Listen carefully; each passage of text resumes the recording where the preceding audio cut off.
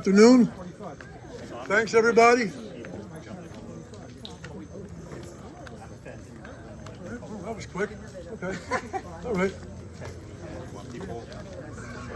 Yeah, I was waiting for the list. Doing it, Daniel? To Michelle. She told me to wait. Anyway, good afternoon. My name is Joe Panullo. I'm with WeCare and Jay.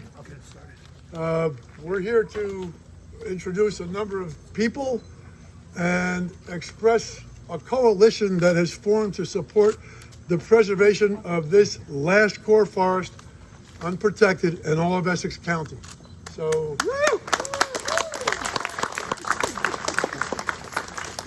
I'm going to have to see through glasses, which I didn't used to have to do. If anybody can't hear me, just please throw something. Talking to the mic. So I move the mic where I stand. All right? Anyway,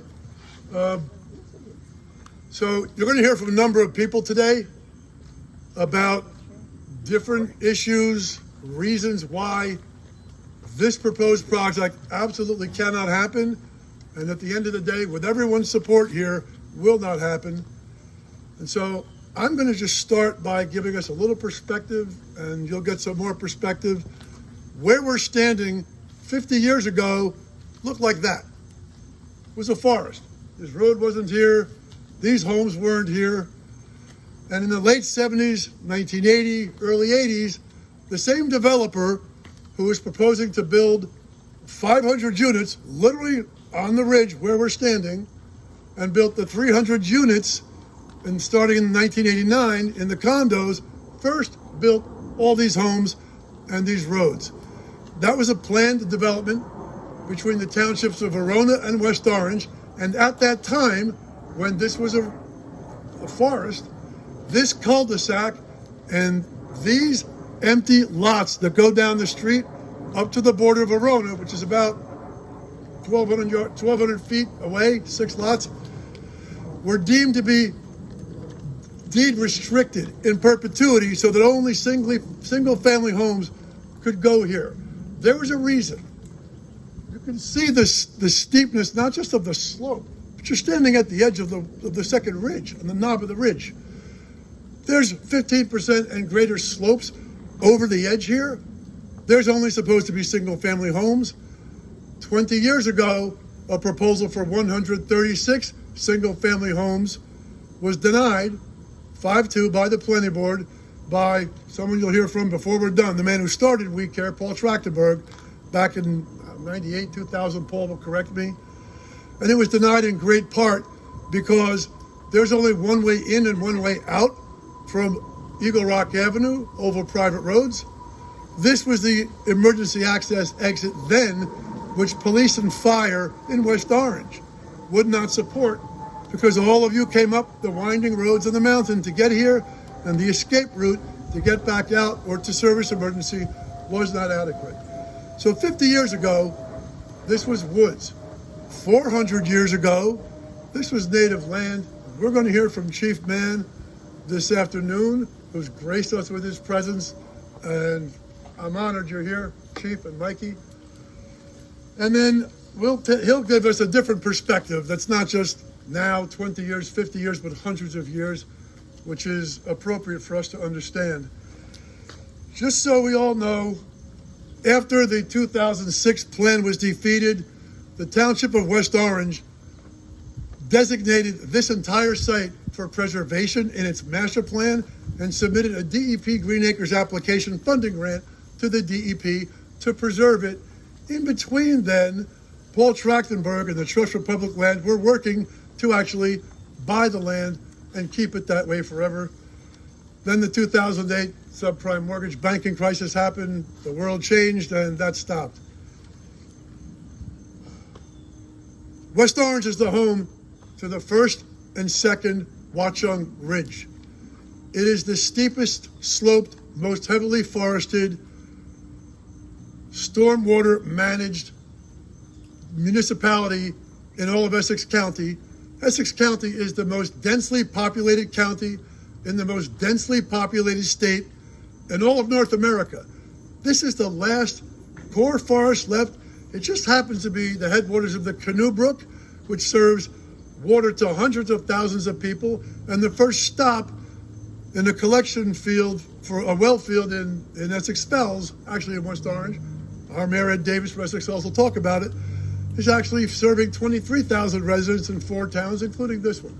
So if this plan proceeds as ordered by, in theory, a court order and a settlement agreement, there will be 800 units on 80 acres of land contiguous to the township of Verona and Essex Fells.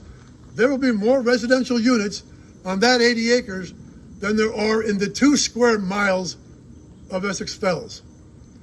The 1983 Mount Laurel II decision established a couple of things which were guideposts. One was sound land use planning.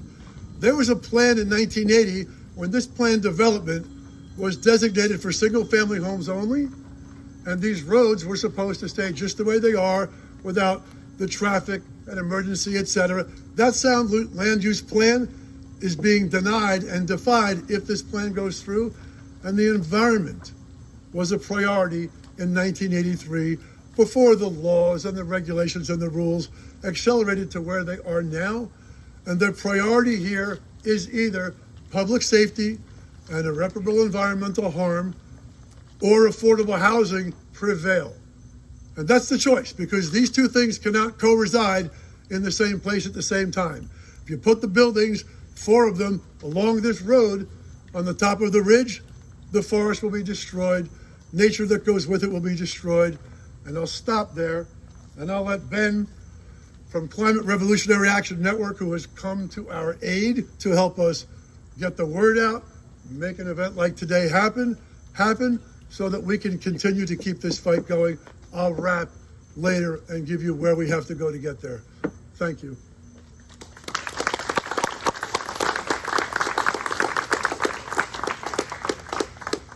Are we fired up? Yes. Let me hear that one more time. Are we fired up? Yes. My name is Ben Jovek. I'm the Executive Director of Climate Revolution Action Network, the largest Gen Z climate organization in the state of New Jersey. And I'm so grateful to have you all here today. The coalition we've built, young people, community leaders, indigenous voices, advocates, and elected officials, is exactly what it will take to protect the second Watchung Ridge. We are here today because a billionaire developer is scheming to destroy one of the last untouched ridges in Essex County and replace it with nearly 800 stacked units on the edge of a cliff. They want to carve a mountain for profit, pave over forests that shield our homes from floods, and bulldoze land that holds the history of the Lenni Lenape, and dress it up as public good. Let's be clear, this is greed. This community already rejected a similar version of this project almost 2 decades ago. But instead of respecting that decision, they're back hiding it under the thin veil of affordable housing. And let's talk about it, because we all know that this is complicated, right? Forcing housing on top of a mountain with no water utilities or public access and only one access road is irresponsible and dangerous. Calling that affordable housing while it fuels wildfire risk, worsens flooding, and destroys critical habitat is dishonest. And what does it mean for us? Cutting down mature forests that clean our air and absorb stormwater will leave us with more flooding, more erosion, and more danger. Packing hundreds of units onto a ridge with a single access road will choke traffic and trap residents in the face of wildfires or floods. Erasing cultural and historic significance of this land is an attack on all of our shared roots. And doing it while real housing needs go unmet, while working families are priced out and affordable housing remains out of reach, is a slap in the face of every resident who calls this community home. This is a betrayal of our safety, a betrayal of our environment, and a betrayal of everyone's here's trust. But it's only a betrayal if we stay silent. And we are not silent, right? Right. We are stronger than any developer's money. So I'm calling on every elected official, every planning board member, every neighbor to stand with us, protect this mountain, reject this reckless plan, and demand housing that is truly accessible and affordable, not a billionaire's excuse for profit. Demand a future where progress means clean water, safe streets, and homes that everyone can afford, not destruction dressed up as development. This land is not theirs to sell. This mountain is not theirs to destroy, and it belongs to you, the people, the community, and the generations to come. And we're gonna fight for it with everything we have. Thank you.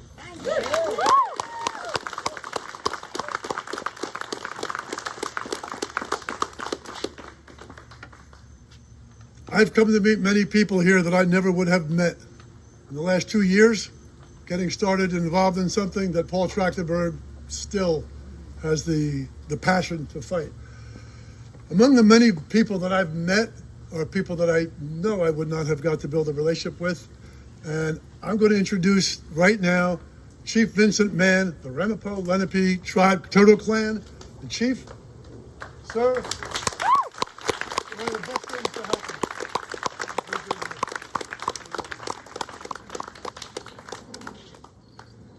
Kiha Kolomosi, Ninja Shinzi, Kikai Wapalane We, Manato Man, Nunjiai Lamawo Chikwa, Wak Lamawo Wanjakil, Anishi Kishala Mokwain, Elamili and Yonkwai Kishquik, Wak Coconut Aki, Wak Tinda, Wak Ndi, Wakilongo Mati, Wak Nimbo Masawakano, Anishik, Anishik, Anishik, Anishik.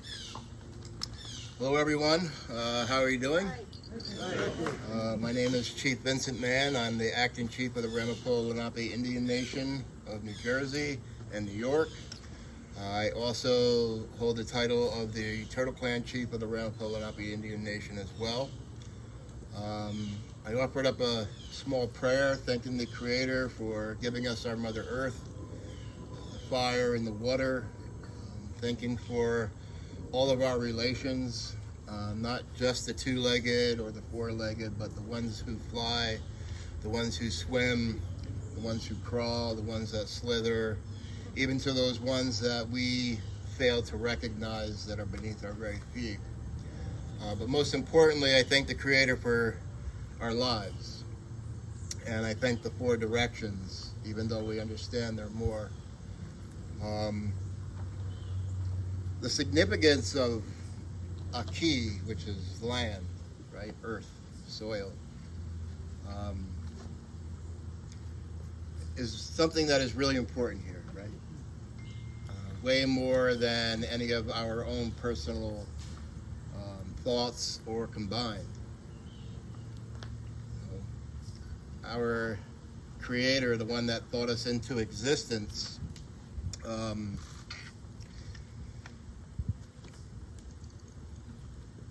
a few times had to have a reset, right? And it's the same as in many of our own cultures, right? In our old traditional ways.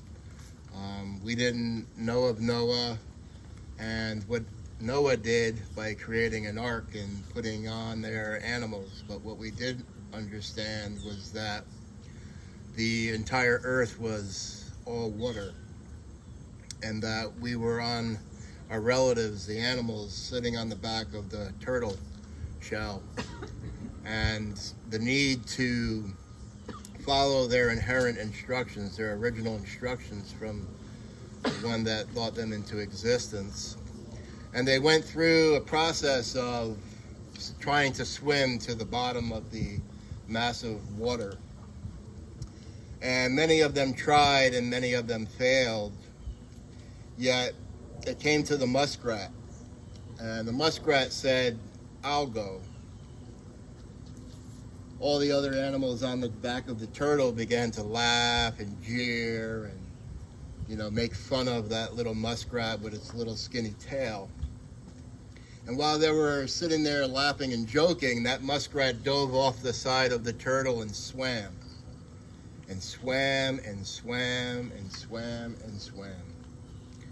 Much time went by, and the the animals on the back of the turtle began to feel sorrow and sadness that the muskrat had failed at its mission. We have relatives that live here as well as in Canada at this point in time, one of our sister communities, and they have a family that's known as the stonefishes. The stonefish that swims in our waters off our shore now actually assisted the muskrat by taking and scooping up soil from the bottom of the mass of water and placing it in the paws of that muskrat. And as that muskrat was beginning to ascend, the muskrat ran out of air and floated to the surface. While that muskrat was at the surface, all of its friends and family members looked at it and were so sad and began to cry until one of them noticed that there was something clenched in the fist of that muskrat. When they opened up the muskrat's paw, there was the soil that was needed to be placed on the back of the turtle so that we would then have what we have today known as Turtle Island. The reason why I tell you that, it's not a story, it's a reality. It's our belief. It's not a folk tale, folk story, not something that's made up. It's no different than the words that are shared in Bibles, no different than words that are shared, from a couple hundred years ago, written by people who had no agenda. It's just our truth. And our truth has been one that has been buried underneath hundreds of years of oppression, bigotry, racism, and everything that you could possibly imagine, even to the placement of buildings. Now, on the way up here, and I'm sorry if any of you live here, but on the way up here, I saw the same thing that we're trying to prevent, right?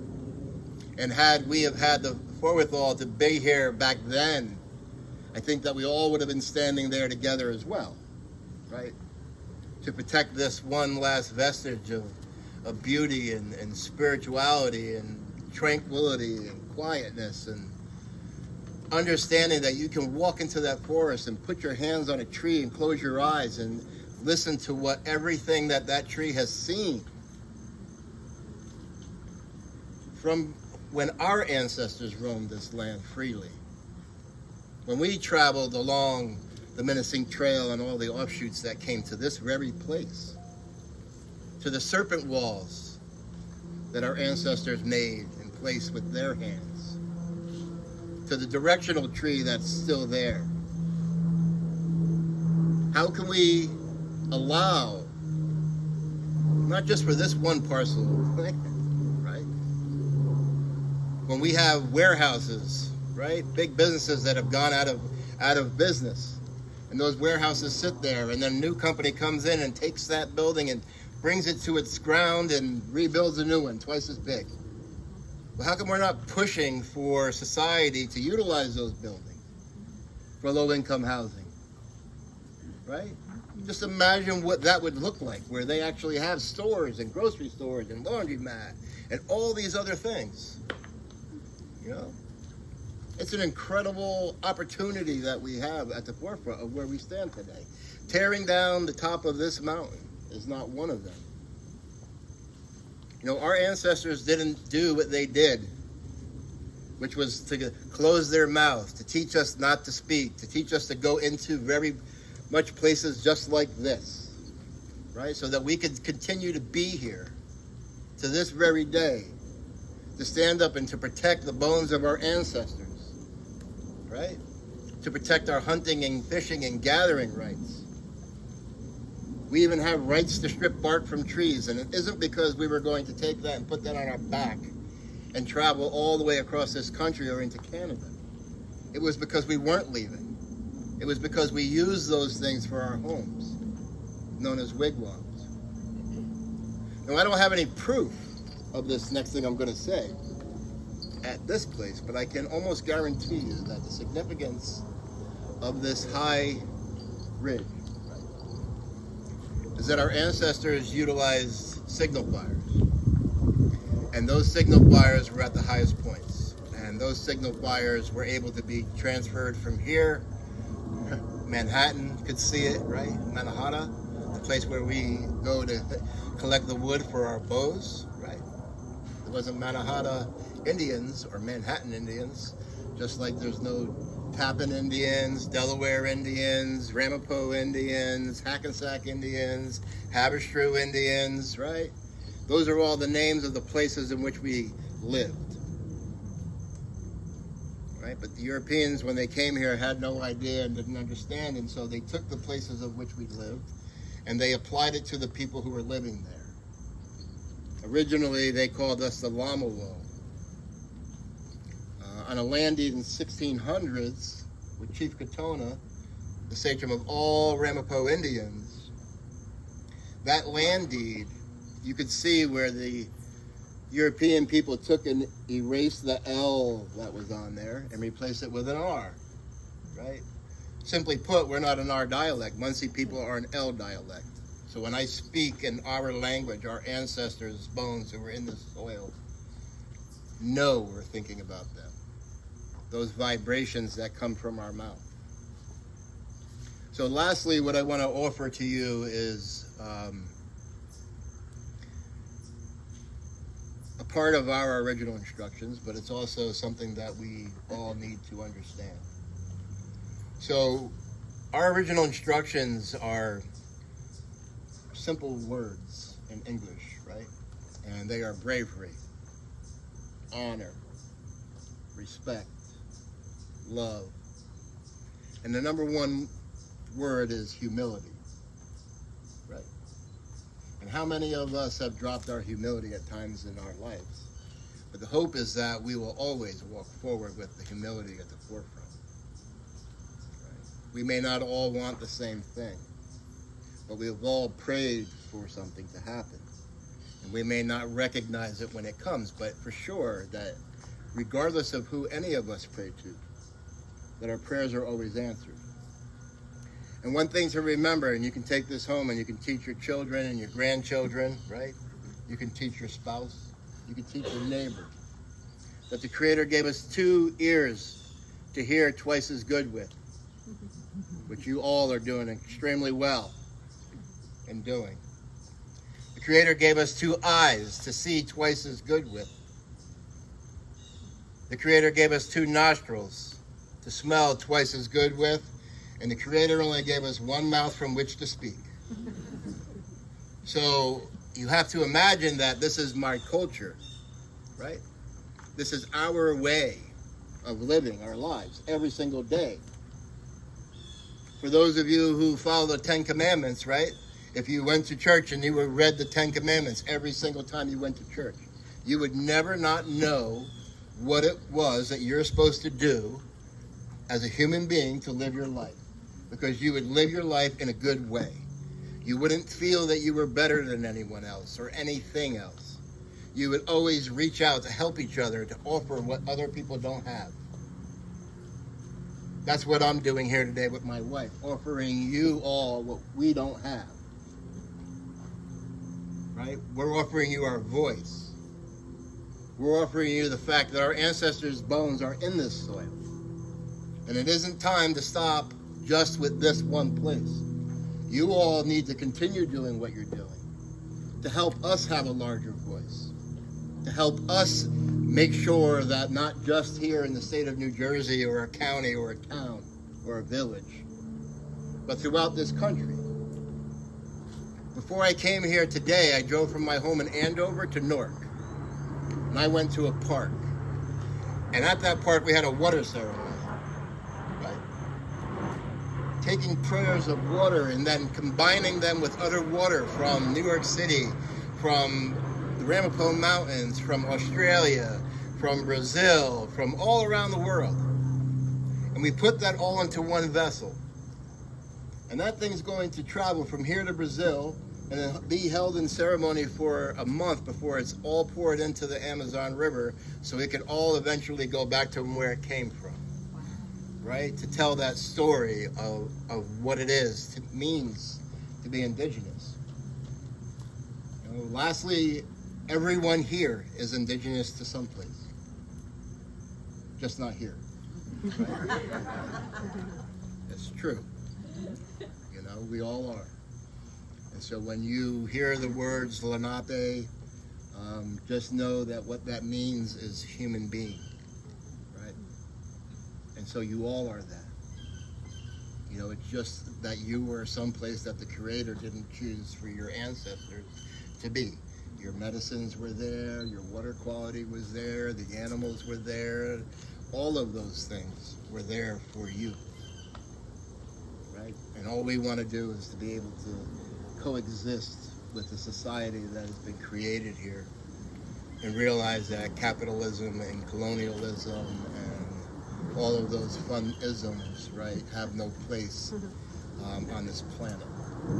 So with that, I thank you on behalf of myself, my wife, and the wonderful and happy Indian Nation.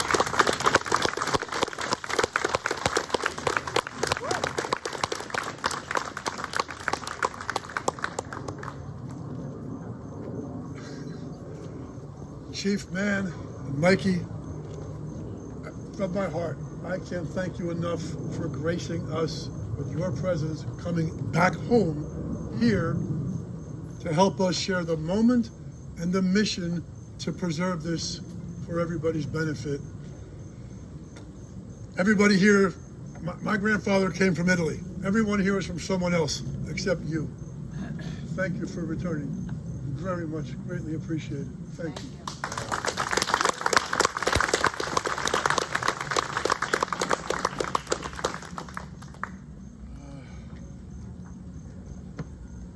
I left the list at home. I think next,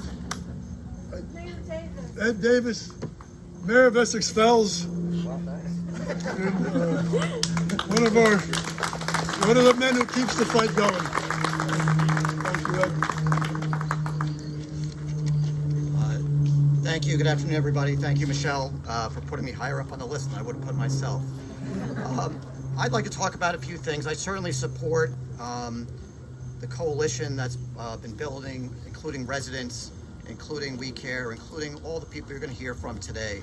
It's really an amazing group. It's not, as I like to tell people, this is not a political issue in the traditional sense. It's everybody in New Jersey should be concerned about clean air, clean water, and protection from stormwater damage. Every elected official has no higher purpose than protecting the health, safety, and welfare of its residents. Speaking for myself, but also for local councilmen, local mayors, and even broader through the state of New Jersey, nobody goes into public office saying, I want to sort of back a billionaire developer sort of to make a little bit more money, right? Nobody. And what I'm going to talk a little bit about is specifically, you know, how my role is slightly different and specific to common concerns in New Jersey, but specifically in this area. And it's also important just for context. Obviously, I'm the mayor of Essex Fells, but I've been in partnership on this fight with the mayor and councils of Verona, mayor and councils of Roseland. In addition, you know, everybody I've talked to locally is against this development.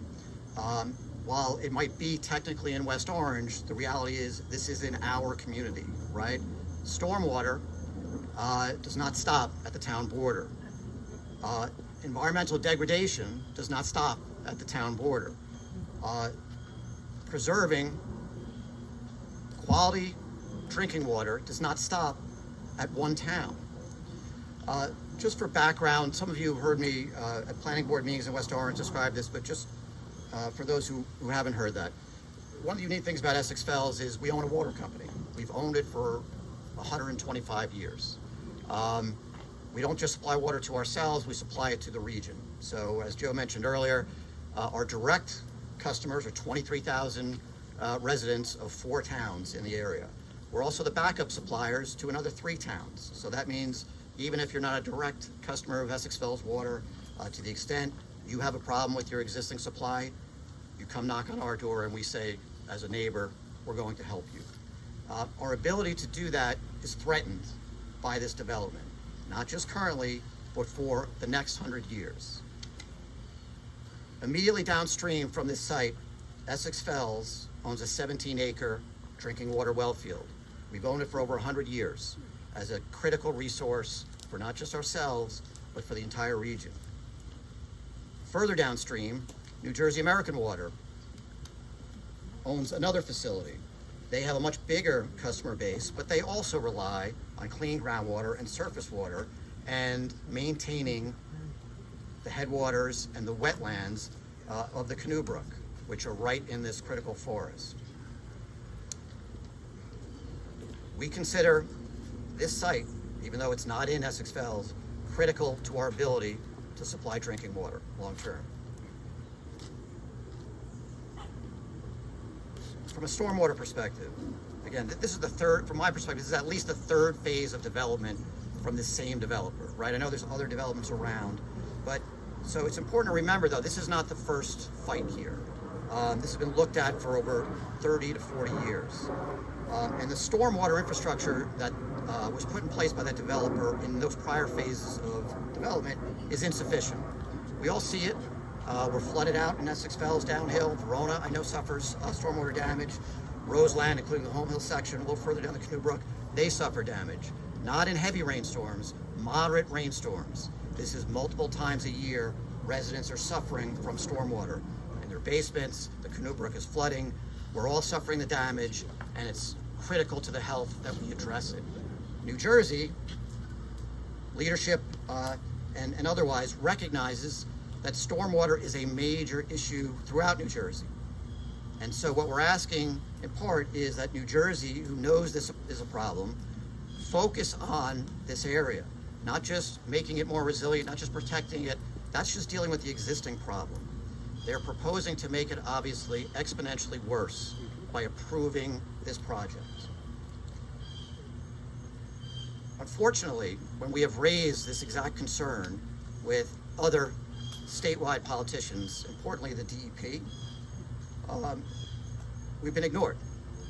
I know your voices as residents have been ignored, but the municipalities, Roseland, Verona, Essex Fells in particular, their councils have all passed resolutions. Their mayors have all been involved in this. We've all said, these are our concerns. Please look at this carefully. This is an existing problem. You must not do this unless you do a lot more work or force this developer to do a lot more work. Those concerns are ignored, believe it or not. Even though our mission, as I mentioned, is protecting the health, safety, and welfare of our residents. In some cases, after our comments were ignored, the DEP issued permits, as you know, to this developer, giving them the green light for this. Either I'm gonna wait for the airplane.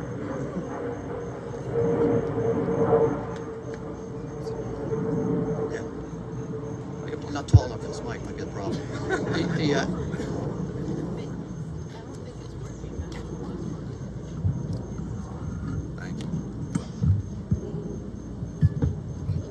Thank you.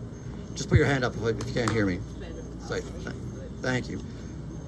So when we raised we gave these comments to the DEP, we asked them to take a look at this and study this very, very carefully, existing conditions as well as the impact of this. Nobody, of course, expects when you have existing flooding in this neighborhood, in neighborhoods on the other side of the mountain, and further downstream, all the way down to Little Falls, believe it or not, no one expects that to improve when you take off the top of a mountain and put impervious coverage throughout a 30-acre site, right? That's just the building port. It's going to get much worse. From a West Orange perspective, what they approved and allowed to happen in prior generations has proven to be a mistake, right? They have not, you could put those houses up and those condos up, but you have to make sure the infrastructure takes into account the actual conditions. So that was a miss, and they're not correcting it. They're making it worse. When we raised our concerns, as I said to the DEP, they did not even consider those comments. Literally not even a phone call. And then when the permits were issued and Essex Fells, Verona, and Roseland formally objected, meaning we filed a request for a hearing, meaning we want an opportunity to be heard. We want to understand from the DEP the reasoning behind issuing this permit, because it makes no sense to us given our own mission and the DEP's stated mission. We were told, and I continue to be told by the DEP in the state of New Jersey, that we have, as municipalities, no standing to raise a concern. Meaning we can't even object. We have no right to hear an answer. And the DEP is turning a blind eye to active degradation of a critical resource. Importantly, as the owner of a water company, we do building all the time. We, and you as residents, you're held to a certain standard in New Jersey law whenever you do anything, meaning you have to comply with stormwater regulations, right? They've been tightened over the last 10 years, given the destruction that New Jersey has seen throughout the state, right? Those standards are only useful if you apply them. In this case, a nonprofit water company like us, we meet, and you meet, the highest standards in the state of New Jersey, which are among the highest standards in the country. This developer is not required to satisfy the same standards. Billionaire privilege? Perhaps.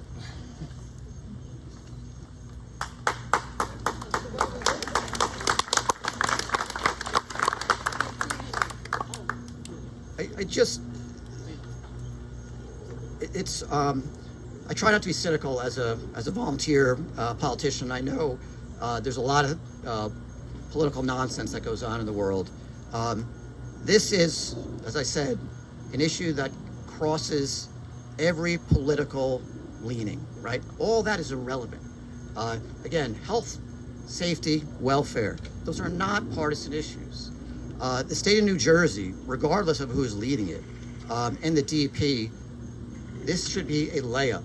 For whatever reason, not only are they not addressing it, they're ignoring the issue and they're turning a blind eye to it. They're not even brave enough to state publicly what they're doing.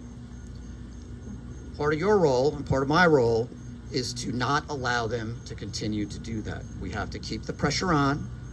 We have to make people commit to where they stand, and we need to have residents who support this help us all continue to support these organizations who are fighting the fight on their behalf.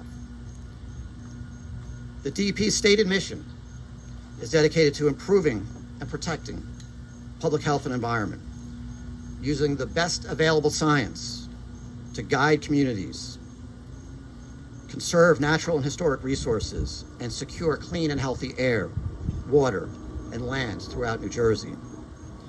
This project is a perfect test of whether the DEP and the state of New Jersey and local communities still believe in that mission. Do they believe in the principles they espouse? And are they willing to actually apply them in practice when it actually counts? Or will they continue to turn a blind eye, pretending that securing affordable housing in New Jersey justifies environmental degradation and destruction? To date, unfortunately, the DEP and the state of New Jersey are failing that fundamental test. I ask them, and I'd say we ask them, to reconsider, please, before it's too late, and the current and future residents of New Jersey suffer the irreversible consequences of destroying this critical forest. Thank you.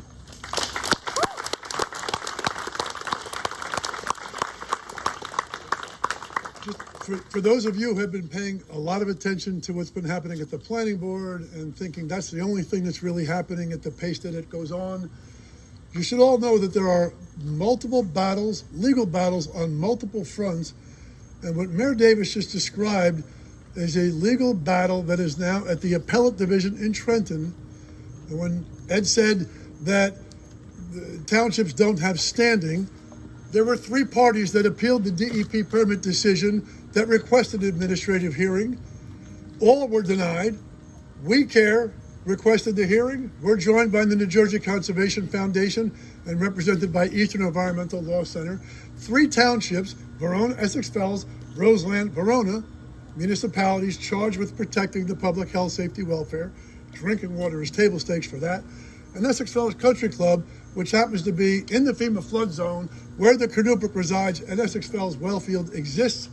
None of those parties have standing, or what the DEP calls, under its regs, a particularized property interest to contest an adverse DEP permit decision The only party that has standing to do that is the applicant, which is to say the developer granted a permit, has no reason to appeal, and the only time that a developer would appeal is if it was not granted.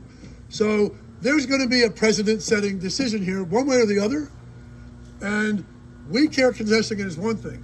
The township being unable to protect its own drinking water supply to both municipalities, that's not been challenged before. You wouldn't know that, but you're going to hear about it because it's happening. It's been going on now for almost a year, starting in November. That said, maybe Environment New Jersey knows something about that and has a point of view about that, but Doug O'Malley has graced us with his presence and helped us sign on, and y'all don't know how many dozens of people and organizations that are helping us today lift this ball forward. But Doug, take the mic and get this. Thank you so much, Joe, and thank you to Michelle and Ben and Mayor Davis and Chief Mann and all of our environmental allies that are coming together today. I serve as the state director for Environment New Jersey, and I couldn't be more honored to be speaking in front of you, because all of you have standing. You're standing on 2 feet, and whether the DEP says you have standing or not, you have standing in this fight. And I'm so honored that all of you not only are coming out, but are coming out again and again and again. I want to give a special shout out. We'll hear in a little bit from Mike Brook with the Environmental Commission, also Justin Goldsman with the Environmental Commission. They've been leading the charge with the Environmental Commission. But this is more than just a body, right? Can I just get a show of hands? How many people have been to a meeting, any meeting this year regarding this fight? Keep those hands. That is amazing. So thank you. How many people have been to a meeting last year? All right, that's still pretty good. All right, let's go even deeper. Who was involved in a fight over the course of the last decade with this project? Here we are. All right, here. It's 1996. Exactly, we're getting to you, don't worry. In the last 20 years. All right, we still got hands. 20 years? 20 years. We moved in 96. Yeah, 96, right? So we'll go 29 in the last 29 years. So that, We joined WeCare in 96. yeah, so this is a reminder, anything that is worth protecting is worth fighting for. And that's what this is about. The second Watchung Ridge and this forest, it's 120 acres. You know how special it is. But the ultimate fact is that when you have to fight for the environment, and I experience this all the time in Trenton, you knock on a lot of doors, you hear no a lot. And this is a case where you only have to lose once to lose this forever.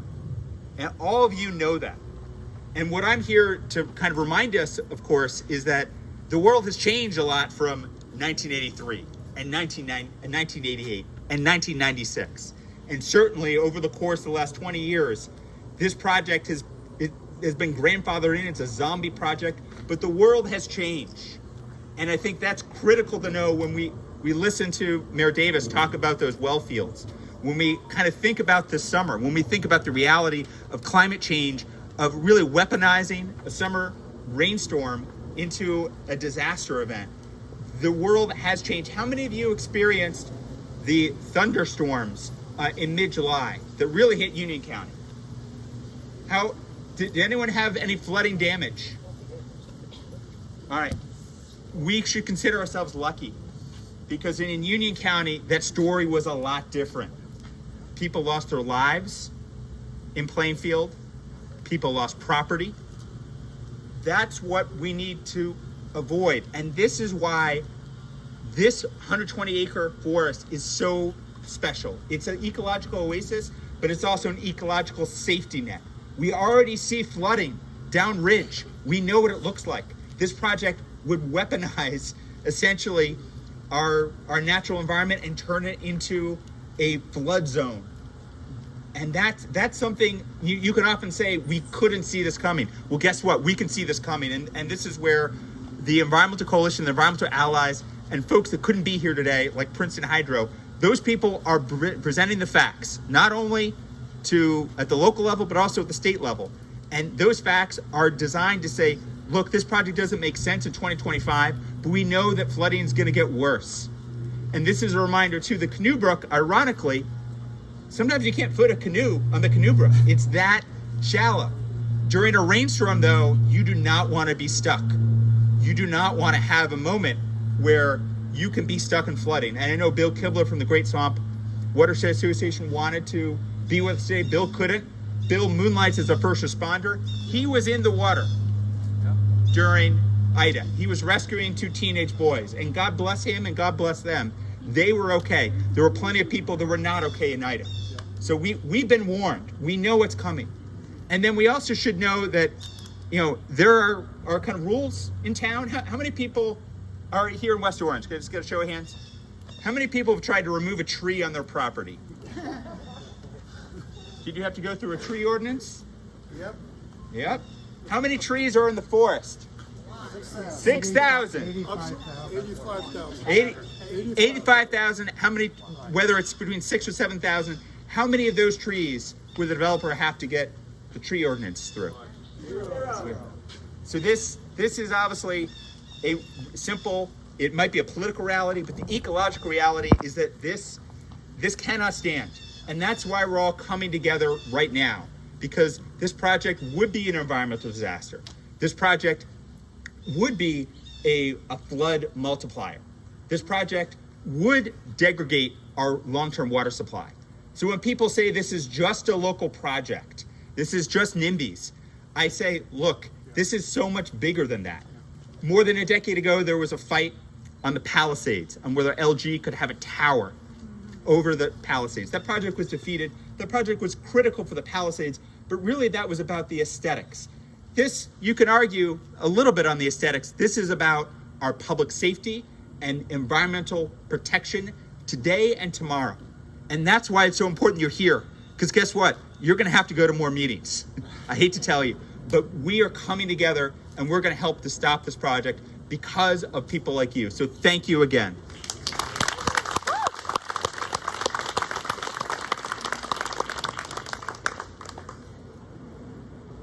Next up, Megan Coleman is with the Sierra Club, who's also supporting this effort. And come on up, Megan, and tell us. She's been coming to the meetings and bringing everybody along. And she writes so perfectly, evenly, and small. It's unbelievable. There's too much in the meetings. You have to write small to get it all down. But thank you for the intro, Joe. Good afternoon, everyone. My name is Megan Kuhlman, and I'm here both as a concerned resident of Verona, less than a mile away, and on behalf of Sierra Club New Jersey chapter. As the oldest and largest environmental nonprofit in the country, Sierra Club has over 130 years of experience preserving and protecting our ecosystems, natural spaces, from harmful development and corporate greed. Sierra Club has been around since 1892, but the forest here surpasses even our historic organization in age. Experts estimate that this forest has remained intact since at least the 1880s, which is especially rare for this particularly overdeveloped part of New Jersey. Ensuring the protection of some of this last remaining core forest and in this area is a rare opportunity to protect and honor a piece of our state's history and the history of the land. With such longevity comes unique ecological conditions and critical ecosystems. This site is home to critical wetlands, some of the last remaining core forest in Essex County, and the Canoe Brook headwaters. Wetlands are vital to stormwater management, groundwater recharge, and the nutrient cycling of ecosystems. This development proposal would add over 12 acres of impervious cover in the form of buildings, streets, and parking lots, which would fundamentally alter the surface and groundwater flow patterns that feed and maintain this forest's crucial wetlands. The unique ecology of core forest supports a wider variety of species than limited bands of edge forest and represents a habitat requirement for species that are more vulnerable to disturbance. Further, analysis shows that the habitat and conditions of this site would be capable of supporting endangered species. A development eliminating most of the forest at this site would reduce its health and productivity to a shell of what it once was. Bulldozing over critical habitat and historic core forest threatens not just the wildlife and community residents of the present, but those of the future. It's imperative that the Township of West Orange find a safer, affordable housing alternative that utilizes smart growth practices to protect the environment and the people living there.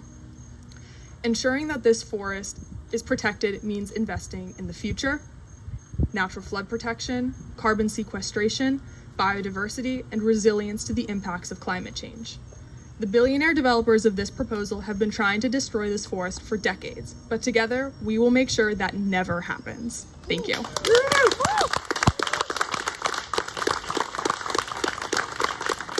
Thank you, Megan.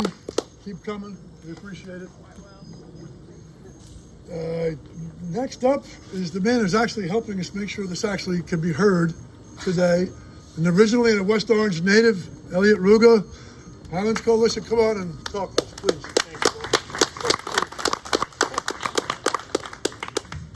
My name is Elliot Ruga. I'm the Policy and Communications Director with the New Jersey Highlands Coalition. Thank you, Ben. Do a good job there. I'm going to talk a little bit about this forest. The Vermeulen Forest Map of Northern New Jersey, a survey of forest cover in 1899 from the New Jersey State Geologist, shows that 126 years ago, this was already an established forest, which means this is one of the oldest, most intact forests remaining east of the Highlands. No forest we plant today can ever match the ecological integrity, the rich biodiversity, the number of native and rare plants, and the complexity of its soils that are naturally resistant to non-native invasions. Nor could we plant a forest today that could provide as efficiently the ecological services of carbon sequestration, water filtration, flood prevention. This forest is a rare gem of our natural heritage. I grew up in West Orange. I attended Gregory Elementary School, Roosevelt Middle School. I graduated from West Orange High School. Sadly, I recall about a dozen years ago when West Orange permitted the clear cut of one of the last remaining non-specimen old-growth forests in the state, the McClellan Woods, to construct athletic fields. This is located on a ridgetop of the first Orange Mountain, and the loss of forest cover and the new impervious surfaces resulted in catastrophic flooding that destroyed an apartment complex, the Rongelin Apartments on Northfield Avenue, just downstream of the newly constructed fields. Hasn't the township learned a lesson? Mount Laurel 1 and 2, the Supreme Court decisions from 1975 and 1982 that found affordable housing to be a constitutional right, instructs us repeatedly that the obligation to provide affordable housing should not require sacrificing forests and environmentally sensitive areas. I implore our NGO colleagues at the Fair Share Housing Center and other housing advocates to work with West Orange Township to come up with a better plan that doesn't put affordable housing on a collision course with a healthy and safe environment. This forest needs to be preserved. There is funding available for that purpose. Thank you.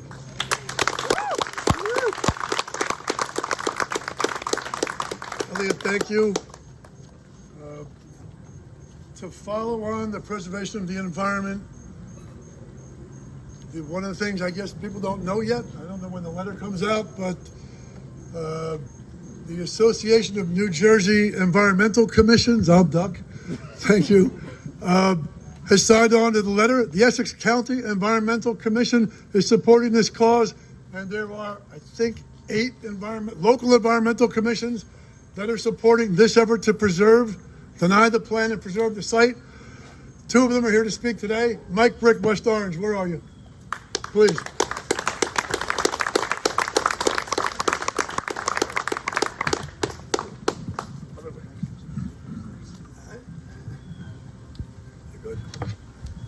Good afternoon. Thanks for the opportunity to speak. And thank you for all the speakers, especially our environmental state people who have eloquently stated the facts about this horrible development. I don't want to reiterate anything that they've said. I'd like to try to add to it. And part of that is my history. I grew up in Livingston as a Boy Scout, hiking on the Third Ridge and sleeping in the reservation and learning about Native Americans and also about the unique geography of our Watchung Mountains. And most people don't realize, and this very quickly, that these Watchung Mountains started 250 million years ago in Pangaea. And when the continent, the giant continent, broke apart, some stayed in Africa and became the Atlas Mountains. And these three levels of a lava then traveled on the North American plain to be here, and along that travel over millions of years they twisted because of geologic pressures, and they became three ridges, and they were probably 10 or 15,000 feet tall. And over the millions of years they got whittled down to what we see now after the last three ice ages, and we are on the remnants of a very ancient basaltic lava flow. And we have very little ground cover over it, especially on the ridges. So when you look at the unique geology of where we stand, and other people have related that Essex County, West Essex County is very mountainous, and we are the most mountainous of this chain that travels from like Somerville up to Mawa. And it's all basically three ridges. So I just wanted to give you a little bit of a history about it. The other thing I've been telling people is I've been quoting Native Americans and their infinite wisdom. And there's one quote, and I didn't bring it today, but I'll paraphrase it. When you kill the birds and you kill the animals and you pave over the land, you'll find you can't eat money. And that's a big one because money has driven this economy, and we have a multi-billion-dollar developer who is running ramshot over this and thinks that he can quiet us with lawsuits. The other part of it is I've been environmental commissioner for West Orange for about 15 years. We reinstated the environmental commission, and we are an advisory group. They have to listen to us, but they don't have to obey us. So we have come out with a statement. I wasn't touching anything. No, thanks. I appreciate that.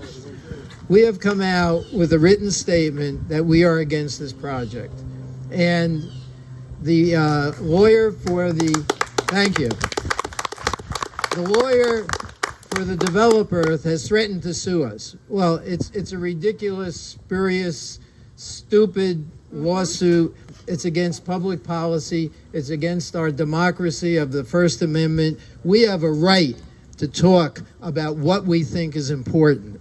And this is extremely important.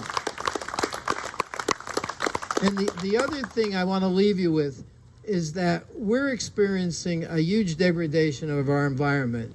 And some people don't believe it, but if you believe in science, and I've gone to enough seminars, we haven't begun to see the degradation that we will be experiencing in the next short amount of time. And I'm talking about, first they said 100 years, then they said 50 years, and now it's happening and it's accelerating.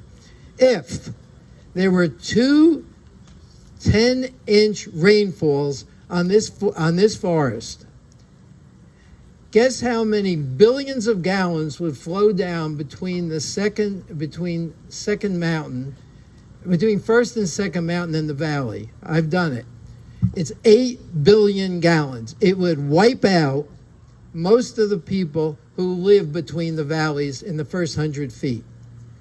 We would experiencing the loss of topsoil, the first 10-inch rainfall, and we have avoided it a few times when it's happened around us, but it hasn't happened here yet. We've had 3 inches, we've had 4 inches, but we have a very shallow soil covering super hard bedrock. This bedrock is the hardest of all volcanic bedrocks. So it's impervious except for cracks in it. The soil gets washed off. The next storm that comes is a total Noah's flood disaster. And if we believe that's going to happen, we have to do everything possible to stop this development. And I just wanted to leave that with you because this is going to happen. And it's just going to be worse, much worse, if we don't protect this forest land at the top of this ridge. So I stand with you. Our environmental people are here. Most of us have said we are totally against this. We will continue to press the town. We're not worried about lawsuits that might or might not come. And we want you all to be activists. Whoever hears my words has to get up off their asses and say, we do not allow this to happen. And thank you very much.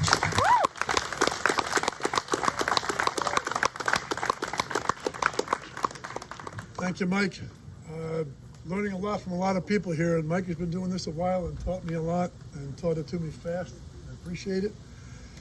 There's another person here who's taught me a lot and actually somehow found the patience to tolerate my ignorance, and that's Jessica Pearson, the Verona Environmental Commission Chair and Planning Board Chair.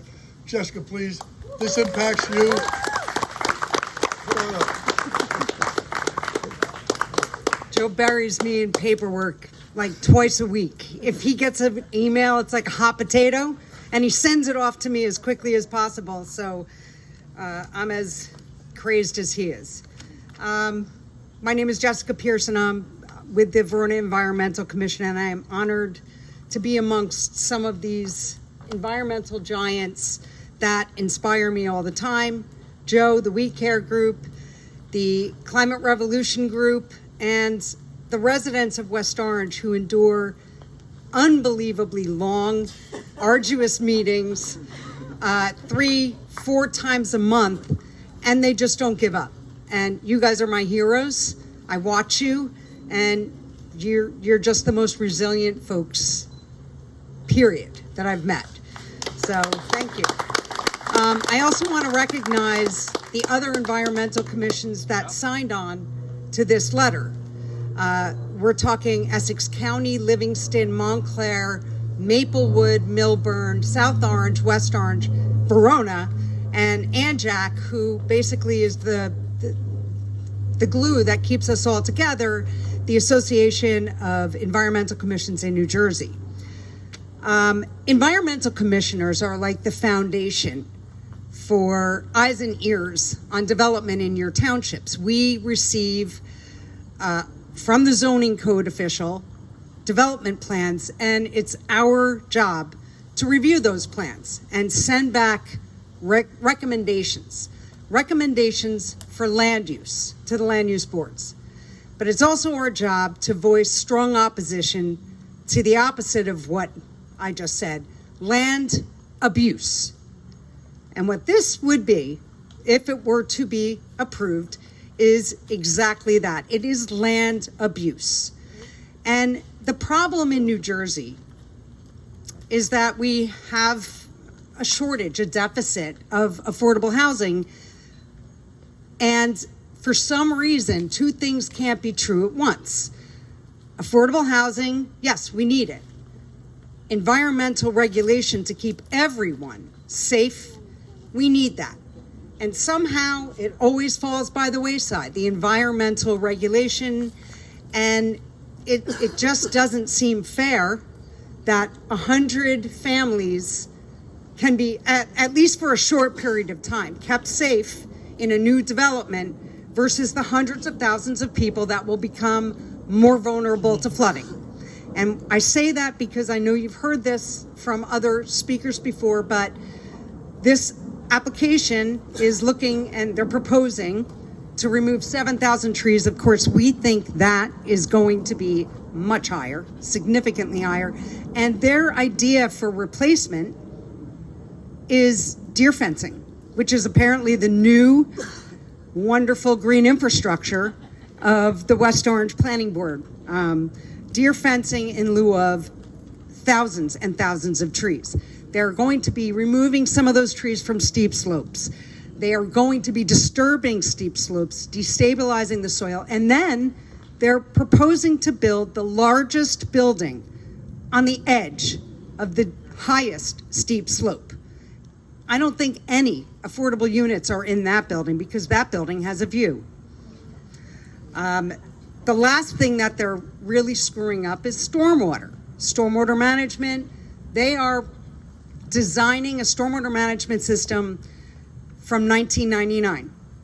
They are relying upon stormwater rainfall averages from the year 1999 when last year every township had to adopt, last July, every township had to adopt a new ordinance that relies on 1919 rainfall averages, on top of which stormwater engineers are supposed to design their stormwater for the year 2100 for proposed rainfall totals.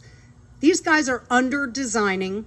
They're degrading and sending waters away from the wetlands, which, as was pointed out by the Sierra Club, way important on an ecological level and on water quality. As Mayor Davis pointed out, this is going to be a water quality nightmare for drinking water, potable water throughout the entire area. And I know somebody else pointed this out. I think Mayor Davis did. The stormwater is going to flow into Verona Park, where, by the way, it's getting really bad. It's becoming very marshy in Verona Park. Down through the Peckman River, Cedar Grove, into Passaic County, and all of the already vulnerable properties that flood. That flooding is going to get worse. Same thing on the other side of the mountain with the Canoe Brook going towards South Orange and Chatham and beyond. All of those communities are going to suffer. So again, hundreds of thousands of businesses, people's livelihood, people's homes, and infrastructure in lieu of 100 units. And we just have to change this. And I'm not sure if somebody said we can find money. I think the money is there. When I say that, I mean the Wilfs have enough money, and they should just donate this property and put it into the Green Acres program. That's it. Thank you very much. Jessica's the eternal optimist. I think it's going to take a little more, but it would be nice. Just in case, you don't need to be a scientist or a genius to know that trees absorb water. And there's a few graphics here for whatever they're worth. And one over there shows from Princeton Hydro the diversion of the stormwater and away from the wetlands. If you take out thousands of trees, the trees that absorb the water aren't there. Where does the water go? It's got to go somewhere. There's no calculation. There's a permit issue. There's a lot of problems. I'm going to skip an order here because there's a man who was here a long time ago for whom we wouldn't be here without, and that's Professor Paul Trachtenberg, who's still fighting the fight. And Paul, please just come show us some love. In case you don't know it, Paul's been fighting this fight for 25, 27 years. Been fighting the public education law fight for over 50. Were it not for Paul's resilience and fighting for equity for all, we might not have been able to stand up against an affordable housing fight for an environmental reason or a public safety reason, because people would think we were just racist or calling out anybody but us, not in our backyard. That's nonsense. This has got to stop for a different reason. Paul, take us home. Thank you so much. It's great to see so many people I've worked with over a lot of years. I had two choices to make in terms of brief remarks. One was to provide you with an abbreviated history of 28 years of involvement in this project, or to highlight 4 or 5 points. You'll be appreciative to know I picked the latter. So I'm gonna try to capture a lot of the experience in a few minutes and a few points. Point number 1 is to revisit the name WeCare New Jersey. Those of you who were around with me at the start know that WeCare is an acronym. It stands for West Essex Committee Against Rezoning Excess. If there was ever a rezoning excess proposed, it is this application to destroy this forest. I moved into the West Essex Highlands condos, and actually in a unit directly adjacent to the 120-acre parcel in 1998. Within a few months of my moving in, I was met by the prediction that, quote, shovels will be in the ground in the spring. That would have been the spring of 1999. We are 26 years later, more than 26 years later. Not a shovel has been in the ground. So don't believe your West Orange mayor when she says this is a done deal, don't bother fighting it. We've been fighting it for 28 years. We will continue to fight it, and I think our chances are brighter. After the West Orange Planning Board denied an application for 136 single-family homes, which was then the limit of the zoning on the property, there was a serious effort, as you've heard, led by the Trust for Public Land to acquire this property and preserve it as open space. The Wilfs actually were willing to negotiate about it. The Trust for Public Land said there was adequate funding available to do it. What was the stumbling block other than the impending financial crisis of 2008? It was that the mayor of West Orange would not approve the project, not provide money for it, but simply say we support the preservation of this property. We need to finish the job now. As you've heard, in 2010, West Orange submitted a Green Acres application to buy this property. Whether it meant what it said in the application is another matter, but they were on record as doing that. We need to finish that job now. I have to say, we're well positioned with committed volunteers and leading experts.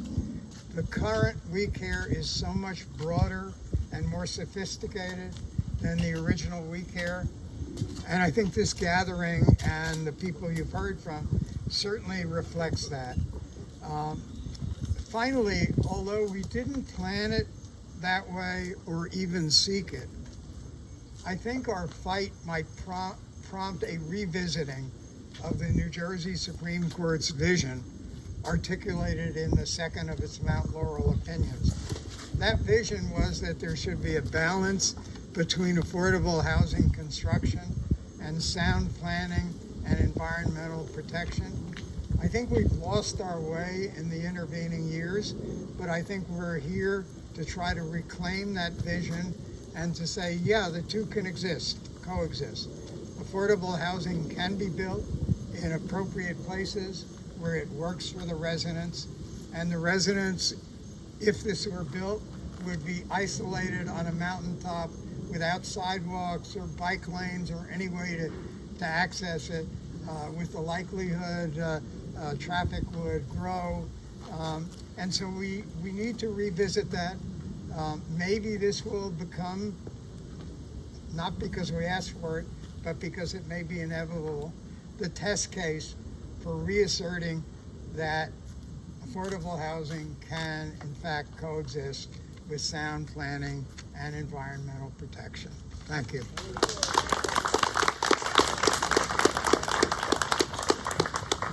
Thank you, Paul. Paul would know, he spent enough time at the appellate and Supreme Court in the state of New Jersey to know a case when he sees one. What we've had to do here for the past 3 years, 27 years, nobody should have to do this again. I want to make sure this doesn't happen again. This is the worst case example. Should not be here.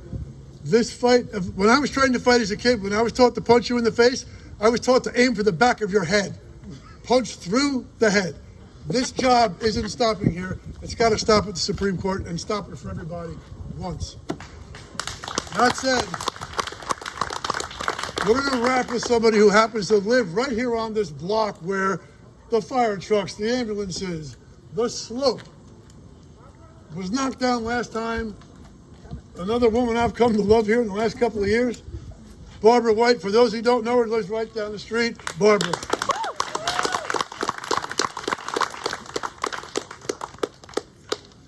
Well, you know my name. It's Barbara White. White. Oh, no. I'm trying to balance all this stuff here. Good height. Do you hear me now? Yeah. Perfect. Okay. Oh, okay. And I won't hit you with my cane either. Okay, good. I think that's good.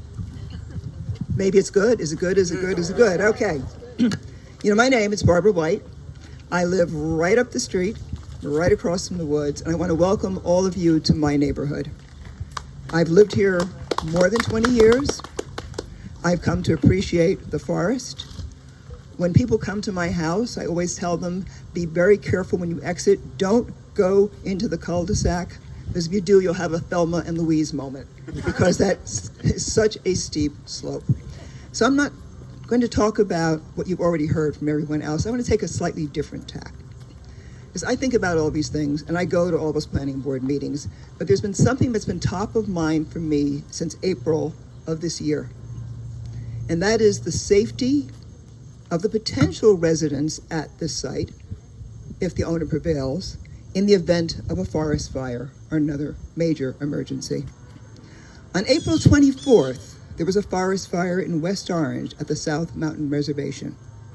Dispatch received the 911 call at 9:39 p.m. And just keep that in your mind, 9:39 p.m. We share the Watchung Mountains ridgeline with the South Mountain Reservation. The topography is similarly challenging.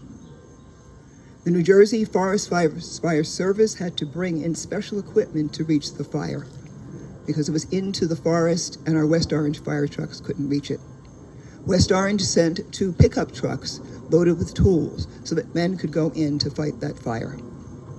The good news, it was brought under control, took a few hours, and at the end of the day, 18 acres were lost. The other good news is that there was no property damage, there were no structures within that area. There were no injuries because it was relatively open space. But when I think about that and I think about what people are talking about doing over here to my left, I want to contrast that to what would happen to the 496 families living in the center of woods with major terrain challenges, much of it blocked off by deer fence, and extremely limited evacuation routes. In the event of a similar fire, I fear for their safety. There's been a lot of talk about the challenges of trying to leave by car if there's a major emergency, when emergency responders are trying to come in. We know that there is one main road coming in. We also know there is a proposal to perhaps have an emergency exit here. This is a community that's likely to have on its own 1,200 cars. It is immediately adjacent to 2 other communities with many, many additional cars. But we have not talked about what happens when the traffic comes to a halt. We all watch those horrific films from California when people had to abandon their cars and literally run down the road. But they ran down wider roads than we're going to have here. What happens when evacuation by driving out is no longer feasible? If you look at that 120 acres of wood that is here, there are a multiplicity of challenges in the event of a fire or other catastrophic event. And it's especially that we have steep slopes. Some of those steep slopes are more than 15 degrees. Look down this hill. Imagine yourself trying to leave a property where you have slopes like that. Or coming up against a deer fence and not being able to get through because it's blocked. Just think about that. And maybe it is 11:39 at night, and maybe you did hear the alarm that each building will have, and you've gone to the gathering center, but you look out and there are flames around. And if you get in your car, maybe you can't move. And maybe you also find that in addition to those steep slopes, that there's wetlands throughout. So as you try to leave the property, you run into slopes that you can't manage. As you try to leave the property, you run into wetlands that you cannot go through. And by the way, this is not a managed forest. We all go off to South Mountain and we have a wonderful time. Why do we have a wonderful time? Because there are foresters who go through, who mark trees that need to come down. There are crews that come through and clean up debris, that take out limbs, that take down trees that have fallen. We don't have that here. This is gullies. These are steep slopes. There are times when you don't know if you're going to step down and end up in a hole and break a leg or twist an ankle. One of my neighbors right up the street is an emergency room physician. He's been one for decades. And he has a term for this forest and forests like it. He calls them widow makers because they are so unpredictable if you try to pass through them. So I'm going to put a slightly personal spin on this, although I don't live in this forest, I just live next to it. About 4 months ago, I broke my left knee. And until 2 weeks ago, I had a brace and a walker. So if I put myself in the steps of someone who lives in this development, if it gets built, and I try to imagine what it's like to try to get out when I can't drive out and I can barely walk out, I think they would have tremendous issues. And I even think now, since I'm now finally down to just a cane, I couldn't exactly see myself trying to get out safely either. This is something we have to fight against with every breath, and we really do need to look very closely to what it will do to the 496 families they are proposing live at this site. Thank you.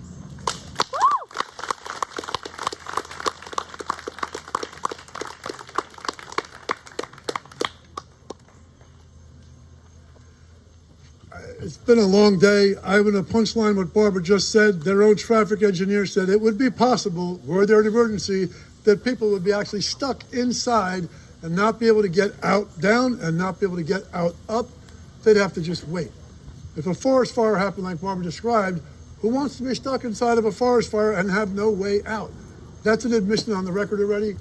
I'll stop because I could go on all day long. It's been a long day. Thank you everybody for being here. In case you don't realize that there are a lot of images of environmental issues here that are in pictures, there are 2 patents, which would be the equivalent of a title, demonstrating the Ramapo Lenape tribe owning these lands 400 years ago. And I'm just going to say thank you very much. There's a lot of fighting to go on here. It's going to take money. There's a fundraiser, a golf fundraiser at the Country Club on Monday. Please help pull us together. Keep us going. This will not stop when the planning board is over. Thank you very much.